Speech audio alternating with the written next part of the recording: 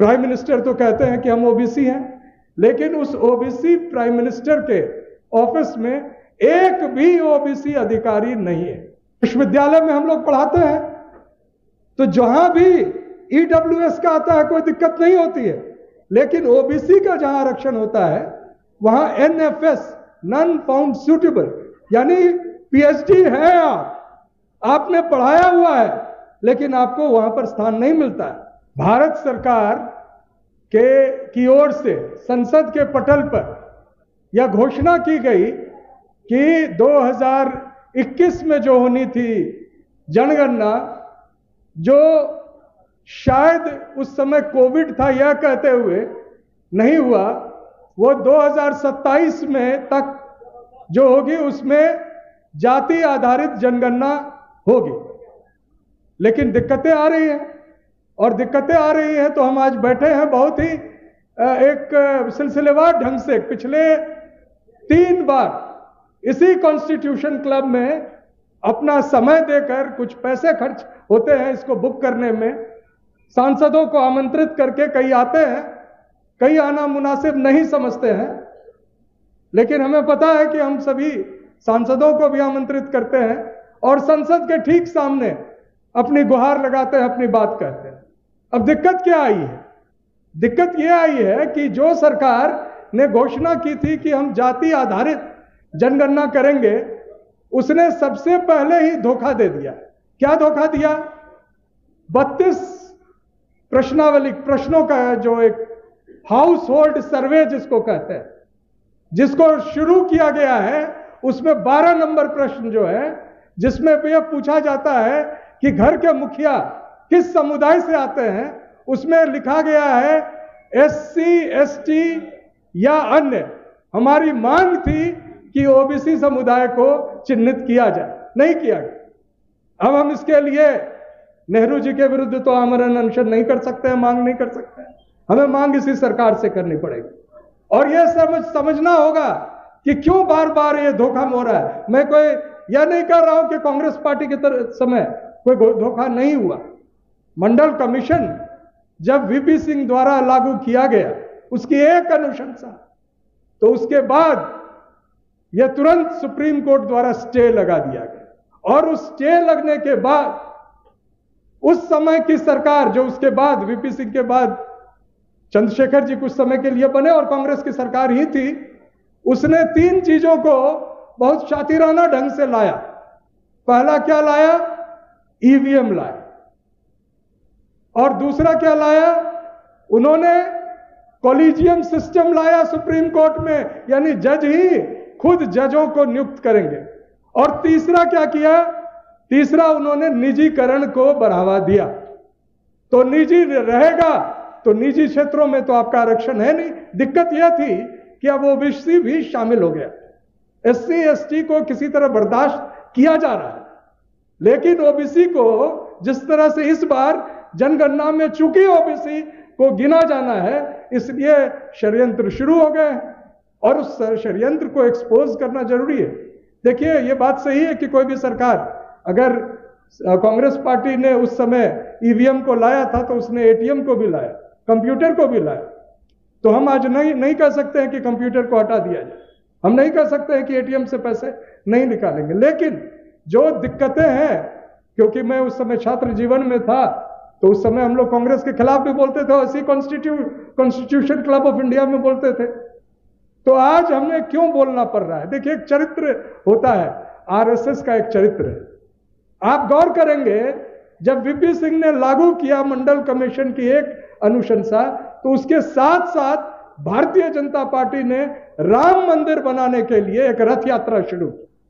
अब बताएं, राम मंदिर तो हिंदुओं की है, हम हिंदू नहीं है क्या? लेकिन हमें हिंदू नहीं समझा जाता है। क्यों नहीं समझा जाता है? प्राइम मिनिस्टर तो कहते हैं कि हम ओबीसी हैं, लेकिन उस ओबीसी प्राइम मिनिस्टर के ऑफिस में एक भी ओबीसी अधिकारी नहीं है। इस सरकार के जो कई मंत्रालय हैं, उसमें एक भी सेक्रेटरी और जॉइंट सेक्रेटरी रैंक का जो सबसे वरिष्ठ पदाधिकारी होता है, वो ओबीसी नहीं। सुप्रीम कोर्ट में अभी एक भी ओबीसी जज नहीं है। कई हाई कोर्ट हैं जहां एक भी ओबीसी के जज नहीं है। और जब ये लिस्ट आती है तो हम देखते हैं, और एक नया चीज लाया गया है EWS, उसमें बैकलॉग दिया जा रहा है, और उस बैकलॉग से नए लोगों को, जो आप ध्यान दें, EWS का मतलब होता है जो आर्थिक रूप से कमजोर वर्ग है, उसमें SC ST OBC शामिल नहीं है, तो वो आर्थिक रूप से कमजोर सवर्ण के लिए आरक्षण है। और जो जनरल है यानी कि अनरिजर्व, वो भी सवर्ण के लिए। तो विश्वविद्यालय में हम लोग पढ़ाते हैं, तो जहां भी EWS का आता है कोई दिक्कत नहीं होती है, लेकिन OBC का जहां आरक्षण होता है वहां NFS, नॉन फाउंड सूटेबल, यानी PhD है, आपने पढ़ाया हुआ है, लेकिन आपको वहां पर स्थान नहीं मिलता है। और इस तरह कई जगह हम देख चुके हैं कि जो वैधानिक संवैधानिक 27% अभी दी गई है, और 27% क्यों दी गई, यह भी मैं आपको बता देना चाहता हूं। मंडल कमीशन के सामने यह बड़ी समस्या थी कि सुप्रीम कोर्ट ने 50% कैप लगाया हुआ था, यानी आरक्षण 50% से ऊपर नहीं बढ़ सकती। तो पहले से SC ST को 22.5% था, तो बचे कितने, 50 से अगर घटाए तो 27%। लेकिन साथ ही मंडल कमीशन ने अनुशंसा की कि इस देश में जो जनगणना अगली हो उसमें जाति की गिनती की जाए, क्योंकि मंडल कमीशन के पास कोई तुरंत उपलब्ध ऐसे आंकड़े नहीं थे। तो 1931 में जब आखिरी बार जातियां गिनी गई थी, उसी आंकड़ों के आधार पर उन्होंने एक अनुमान लगाया कि इस देश में 52% लगभग पिछड़े हैं। लेकिन सच्चाई यह है कि 52% से कई गुना अधिक OBC। तो दिक्कतें हैं सर। और हमारे साथी विजय जी बोल रहे थे कि सरकार जो है उनसे हम मांग कर रहे हैं, लेकिन कितनी बार हम हाथ जोड़कर विनती करें, हम उनका पैर छुए, हम यह बोले कि कृपया कर दे। जब उन्होंने खुद यह घोषणा की कि OBC की गिनती होगी, जातियों की गिनती होगी, तो ऐसी बात क्या आ गई। और अभी इसी कॉन्स्टिट्यूशन क्लब ऑफ इंडिया में आदरणीय सांसद संजय सिंह जी भाषण दे रहे थे, OBC स्टूडेंट्स एसोसिएशन का बैठक था। उन्होंने बड़ी सटीक बात कही कि जब हिंदू, तो आप बोलते हैं, लेकिन कई जगह जो दलित हैं उनको अपमानित करने के लिए उनके देह पे पेशाब किया जाता है। कई जगह जो हमारे आदिवासी भाई हैं उनके जल जंगल जमीन सभी पर कब्जा किया जाता है। और कई जगह उत्तर प्रदेश में अभी हाल में आए हैं, वहां तो जो शासन चल रहा है उस शासन को बजाबता चुनौती देकर, और जिन्होंने आदरणीय संजय सिंह जी को चुनौती दी कि उत्तर प्रदेश आ जाए, तो वो सीधे सीधे चले गए विधानसभा में, और विधानसभा जाकर एक तरह से उन्होंने चुनौती दी। तो इस तरह की बात तो हमें भी करनी होगी। हमें भी उन नेताओं को, उन हमारे जो प्रतिनिधि हैं, जो हमारी बात दम खम के साथ कहते हैं, उनका इस्तेकबाल करना होगा।